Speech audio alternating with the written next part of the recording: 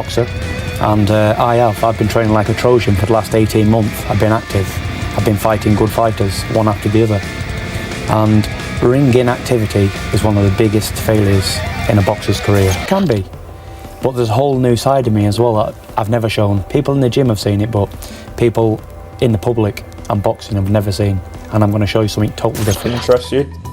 It's a fight that interests everybody, isn't it? Because it's still a massive fight. They are still the two biggest names in world boxing. I don't care what anybody says. Tyson Fury and Anthony Joshua are still the two biggest names in world heavyweight. Anthony J. Sohao versus Tyson Fury face happens on DAZN, and it shocked the boxing world. Following his knockout victory over Jake Paul, Joshua now stands face to face with Tyson Fury in what has become one of the most anticipated heavyweight clashes in recent years. The tension at the face-off was unmistakable, with Joshua delivering a clear and direct message, signaling that this rivalry has moved beyond speculation and closer to a genuine showdown. He's going to come out. I don't think he's going to come out as a Tyson, ducking, and he'd probably come up behind his jab as well and moving, slipping. Joshua addressed concerns around inactivity by downplaying its long-term impact inside the ring. He emphasized that once a fighter mentally commits to a fight, timing and sharpness return quickly. For Joshua, the focus appears to be preparation rather than ring rust, suggesting confidence that any time away can be managed early on fight night against a high-level opponent like Tyson Fury. But I think as soon as you get your mind set for a fight, regardless if you've been inactive, you need about a round or two to brush that stuff, you know. Eddie Hearn made it clear that the focus remains firmly on execution and opportunity rather than external opinions. With the Joshua Fury showdown now targeted for April 2026, the financial scale of the event is impossible to ignore. A career-high payday underlines the magnitude of this fight, reinforcing why both sides remain fully invested as preparations continue toward a defining heavyweight moment.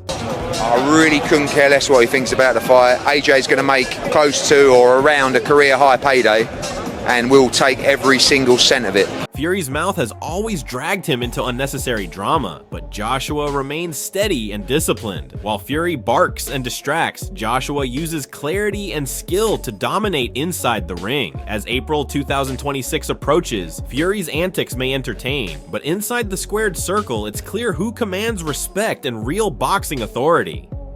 Tyson Fury's mouth drags it back into the gutter at times, but I also think that some of his achievements have been quite remarkable. And he's come back and won fights and achieved things at times that I didn't think he could.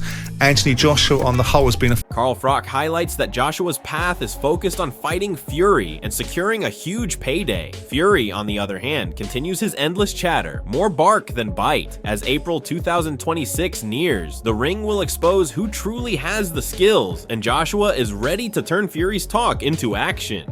Then he's going to fight Tyson Fury, and then he'll hang his gloves on, making a fortune. That's his route. He's not going to become world champion again, in my opinion. Adel Oladipo highlights the magnitude of this showdown, with tens of thousands expected to fill the stadium. Fury may yap and play the media game, but Joshua's calm and focused approach ensures he dominates the spotlight. April 2026 will be the moment when Fury's barking meets Joshua's skill and power, and the crowd will witness the real heavyweight showdown. I mean, when you're talking 80,000, I mean, it has to be a right dance partner. AJ, that conversation has been spoken about for September, and that has to be at the National Stadium, sure. Frank Warren sets the timeline for what's ahead, suggesting Fury might have other fights, but nothing compares to facing Joshua. Fury's constant talk and media antics only build anticipation. By April 2026, all of Fury's barking will be tested in the ring, where Joshua's preparation, power, and precision will decide who truly rules the heavyweight division. Have a warm-up fight, but I don't think if this fight happens, which I believe it will, if it does happen, it will be sometime in late summer. So Tyson, that's another sort of what's at the moment, it's another 7 months away. So he'll certainly have a fight in between, I think. Johnny Nelson gives a clear nod to Joshua's advantage, pointing out that Fury's hype and media antics can't hide the reality in the ring. Despite Fury's confidence and loud talk, Joshua's timing, power, and strategy make him the likely favorite. April 2026 will finally test whether Fury can turn words into results or simply bark in vain. Why? Because Tyson Fury's a fighting man. So I know Dylan White is nightmares to everybody. You never know. Right now, people are thinking, yes, I know how to take that boy out. It's the same shot Anthony Joshua took him out with, and Povetkin took him out with. But I just think, fight-wise, I'd lean towards Anthony Joshua. Lennox Lewis frames this fight perfectly as the classic heavyweight clash. Skill versus power. Joshua brings disciplined technique and explosive finishing ability, while Fury relies on awkward movement, unpredictability, and timing. This matchup is fascinating because a single mistake could end it, and both fighters believe their strength decides the outcome. April 2026 will finally reveal who controls the ring when raw power meets structured skill, and the world will see whether Fury's unorthodox style can overcome Joshua's precision and punching authority. Well, you got one person that, they've got good boxing ability, and the other person that has a good knockout punch. So it's power against... Anthony Joshua made it clear that Fury's talk is meaningless unless it's backed by action. After a decisive knockout of Jake Paul, Joshua challenged Fury to step out of social media theatrics and prove himself in the ring. This call-out signals confidence, focus, and authority. Fury's antics may grab headlines, but April 2026 will test whether his bark can survive Joshua's disciplined power and precise technique in the ultimate heavyweight confrontation. I'm gonna speak with Eddie, and then hopefully in a week or so, I'll have some news. I'm a strong guy. I want to... Turki Alal Sheikh confirmed the fight, turning speculation into reality. The announcement sets the stage for one of the biggest heavyweight clashes of the decade. With April 2026 now scheduled, Joshua versus Fury is no longer just hype. It's a defining event with global attention and massive stakes. Fury's usual media antics now meet real consequences, while Joshua's focus and preparation remain central. This fight will test legacy, skill, and nerve under immense pressure, and the world is watching to see if Fury can match Joshua inside the ropes, or if his loud talk will fall flat.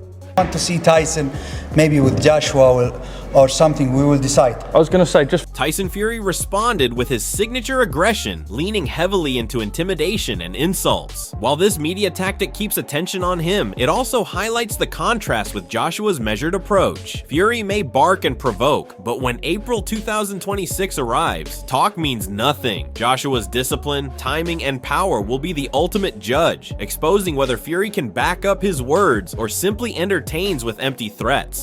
If I ever come across you, bum, I'm knocking you dead spark out. I ain't a YouTuber or a man half your size. I am him, the man. You're a classless loser. Tyson Fury has once again unleashed his trademark verbal aggression, attempting to dominate the psychological narrative before the fight even begins. Calling Joshua a bum and asserting himself as the man is classic Fury, who uses trash talk to unsettle opponents. Yet this is also a double-edged sword. While Fury's theatrics hype the fight and draw massive attention, they do little to prepare him for Joshua's precision, power, and tactical discipline. Fury's barking may intimidate casual fans, but inside the ring, the focus, timing, and punch execution will ultimately decide the outcome. April 2026 is the moment when Fury's talk meets reality, and Joshua's controlled aggression could make all of Fury's words meaningless. The British heavyweight showdown is as much about mental warfare as physical dominance, and Fury is betting his voice will carry as much weight as his fists. It's one that right now, I mean, he's just coming off a hard camp, a hard fight, and does he need it right now immediately when Tyson Fury says so? Probably not, but can he afford to knock back the opportunity? Probably not as well. So it's tough, really. I'm not so sure it actually does happen. I'm not so sure it's someone, once again, boy who cried wolf. Tony Bellew raises important points about the timing and stakes of Joshua versus Fury. While Fury's continuous barking and provocation attempt to push Joshua into action, AJ is coming off a rigorous fight camp and a devastating knockout, meaning he's at peak form and momentum. Bellew highlights the dilemma. Joshua might not strictly need this fight immediately, but financially and for legacy, turning down Fury isn't an option. Fury's repeated taunts risk being seen as crying wolf if he cannot back them up inside the ring. The tension is mounting as both fighters prepare, but the narrative already favors Joshua's calm precision over Fury's chaotic provocations. Fans are left wondering if Fury's bark will translate to bite, or if Joshua's fist will deliver the final answer. Listen, God bless them. They're going to make more money. They're going to fill Wembley Stadium up. I'm sure. Whatever. God bless them. But to me, it's lost. It's lost its zing. It's lost its luster.